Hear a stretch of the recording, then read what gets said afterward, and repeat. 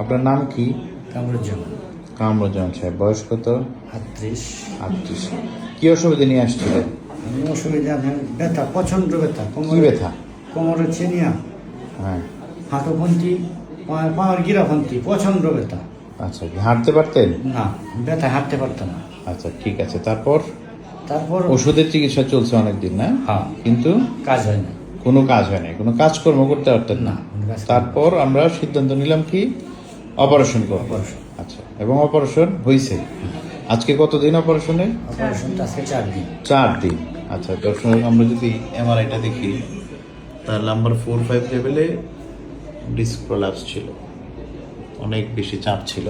আচ্ছা, অপারেশনের পরে এখন কি অবস্থা আপনার? এখন ভালো। ভালো? হ্যাঁ, সম্পূর্ণ কতটুকু ভালো? অনেক ভালো, সম্পূর্ণ অনেক ভালো। ভালো। ব্যথা কোনো বলতে ধরনের আমার ব্যথা নাই? না। অপারেশনটা কোথায় হয়েছে? অপারেশনটা তো কোমরে হয়েছে। কোমরে? মানে কোন হাসপাতালে? মিডিল। মেডিলেভ হাসপাতালে। আচ্ছা, ঠিক আছে, একটু হাঁটেন তো দেখি।